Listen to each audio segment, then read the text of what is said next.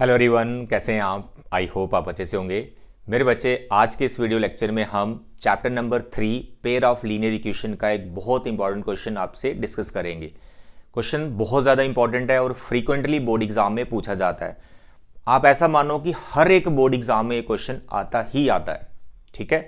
And the question is this: find के for infinite many solutions.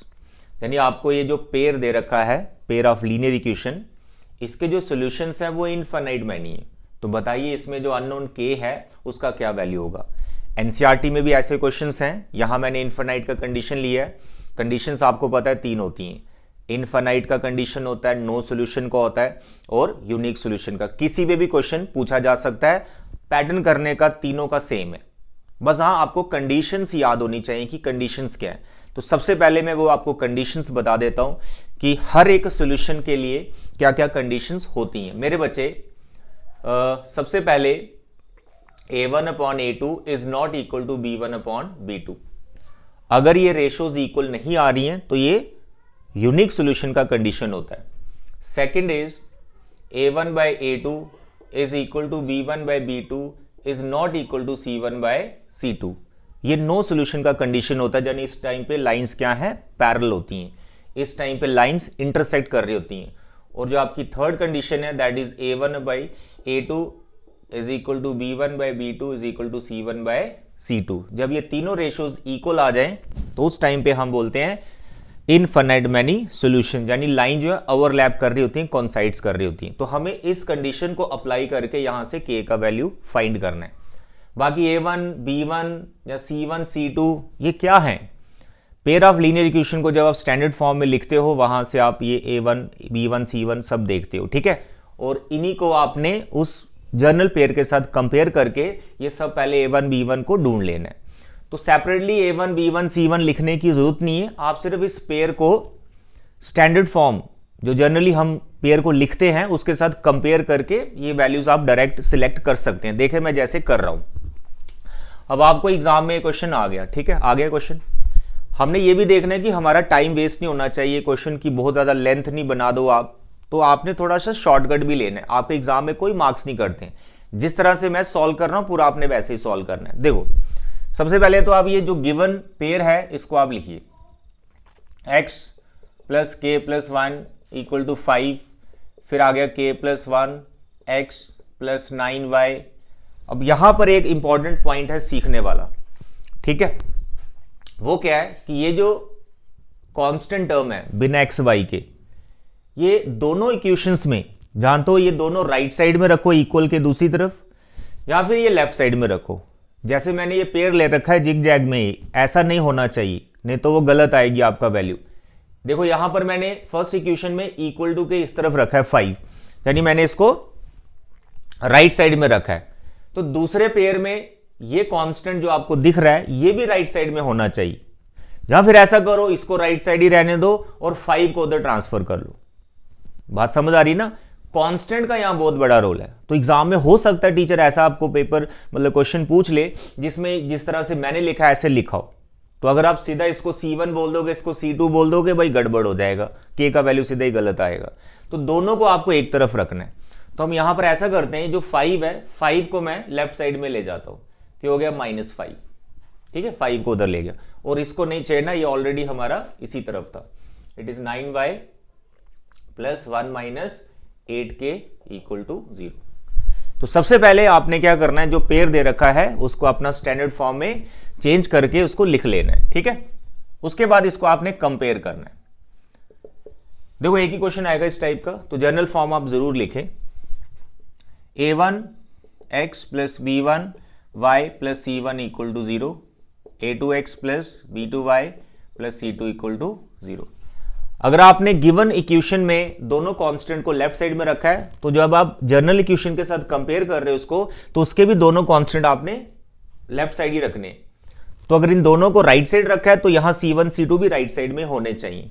तो उस time पे चाहे c1 c2 का साइन आप दोनों पॉजिटिव रखो, कोई टेंशन नहीं, बट रखने एक ही तरफ है, ठीक है। जैसा इधर होगा ऐसे इधर होना चाहिए।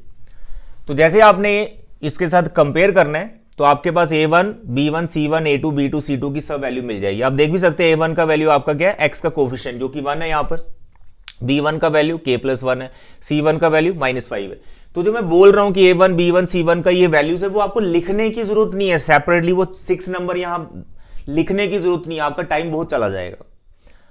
आपने बस इसको गिवन पेयर को जर्नल के साथ कंपेयर करके दिखाना है कि हां सर मैं कंपेयर कर रहा हूं। तो जो वैल्यूज है वो डायरेक्ट कंडीशन में डालो आप, तो टाइम आपका सेव होगा। जैसे मैं यहां लिख रहा हूं फॉर इनफाइनाइट मैनी सॉल्यूशंस, ठीक है, कि इनफाइनाइट मैनी सॉल्यूशंस के लिए हमें पता है कंडीशन क्या है, A1/A2 is equal to B1/B2 is equal to C1/C2। तो बहुत से बच्चे क्या करते हैं, जो 6 नंबर आपको दिख रहे हैं ये सब आप यहां से निकाल के पहले लिख लेंगे। मत लिखो भाई, कोई एग्जाम में मार्क्स नहीं करते। आप सीधा जर्नल लिखो और जो भी कंडीशन का क्वेश्चन आ रखा है उस कंडीशन को लिखो। तो इनफाइनाइट का मैंने इनफाइनाइट, अगर यूनिक आया तो यूनिक लिखना है, अगर नो का कंडीशन है तो नो को लिखना है। तो अभी इनफाइनाइट पे क्वेश्चन है तो लिख दिया। अब यहां पर वो वैल्यूज डालो जो मैं इधर डिस्कस कर रहा हूं। जैसे A1 का वैल्यू देखो यहां पे 1 आ गया, A2 का वैल्यू ये आ गया k+1, फिर B1 का वैल्यू k+1, B2 का वैल्यू 9, C1 का वैल्यू -5, C2 का वैल्यू 1 - 8k। ये वैल्यूज लिखते वक्त आपने बस ध्यान रखना है कि कोई गलत वैल्यूज ना आप यहां मतलब उधर से कॉपी कर लें गलत, तो फिर सारा गड़बड़ हो जाएगा। क्योंकि आगे हो सकता है आपको क्वेश्चन पूरा आता हो, लेकिन यहां पर ये जो नंबर अगर आप गलत कोई बाय मिस्टेक आपने मानो -5 है तो आपने +5 कर दिया, सारा क्वेश्चन गलत हो जाएगा। इस चीज का खास ख्याल रखना है। हो सके एक बार लिखने के बाद फिर से उसी टाइम चेक कर लो मैंने वैल्यूज ठीक लिखी है या नहीं लिखी है, तो यहां पर हमारा -5 आएगा। ओके, तो इस वक्त देखो यहां तीनों रेशियोज इक्वल है, तो आपको यहां पर दो करके इनको सॉल्व करना है। दो करके बोले, पहले इस पेयर को ले लेना है, सॉल्व करना है, फिर इसको ले लेना है, सॉल्व करना है, जहां फिर फर्स्ट और लास्ट को भी ले सकते हो। तो मैं यहां पर फर्स्ट 2 को पहले ले रहा हूं, 1/k+1 k+1/9, इसको अलग से सॉल्व करना है। और फिर दूसरा मैं मानो फर्स्ट को ही लास्ट के साथ ले लेता हूं, आप सेकंड और थर्ड भी ले सकते हो। तो मैं फर्स्ट वाला ही ले रहा हूं विद लास्ट, तो पॉसिबल वैल्यूज निकल ही जाएंगी k की जितनी भी आएंगी। तो here let's do cross multiplication, k+1 into k+1, ये हो जाएगा आपका k+1 का square is equal to 9। k+1 का होल स्क्वायर ओपन कर ले, a² b² 2ab equal to 9। यहां कर रहा हूं इसका simplification, k² it is 2k। Okay, यहां पर बच्चे 1 लिखा है, 9 उधर जाएगा, -9 हो जाएगा, 1 में से -9 सर -8। आगे आप इसका मिडल टर्म ब्रेक करके k की 2 वैल्यूज पा सकते हैं, ठीक है। तो दोनों कंडीशंस आप एक साथ सॉल्व करें जैसे मैं कर रहा हूं। ये हमारी फर्स्ट कंडीशन पे चल रहा है, ये वाला केस, ये इसका दूसरा केस, यहां पर क्रॉस मल्टीप्लाई कर रहा हूं इसको। It is 1 - 8k cross equal to -5k -5। इसका मिडिल टर्म ब्रेक करें आप इफ पॉसिबल। कई बार क्या होता है ऐसा क्वाड्रेटिक बनेगा जिसका मिडिल टर्म ब्रेक नहीं होता, तो भाई आप क्वाड्रेटिक फॉर्मूला लगा सकते हो जो चैप्टर 4 में आपने सीखा होगा, ठीक है। तो कई बार ऐसा क्वेश्चन आ जाता है, तो आप मिडिल टर्म में टाइम वेस्ट ना करें, आप डायरेक्ट क्वाड्रेटिक फॉर्मूला लगा सकते हैं। बट इसका देख ले तो मिडिल टर्म इसका ब्रेक हो रहा है वैसे 4-2 में, तो मोस्टली आपको ऐसे क्वेश्चन आएंगे, हो जाएगा, लेकिन टाइम लग रहा है तो आप क्वाड्रेटिक फॉर्मूले की तरफ जा सकते हैं। ओके डियर, तो हेयर k+4 हेयर k -2, तो यहां से हमें k की 2 वैल्यूज मिल गई, एक -4 आ गया, एक 2 आ गया, आगे k की 2 वैल्यूज। अब जो k की 2 वैल्यूज आ गई, हो सकता है इसमें से कोई एक वैल्यू रिजेक्ट हो रही हो या दोनों रिजेक्ट हो रही हो सकता है वैल्यू इधर से निकलनी हो, ये ध्यान रखना है।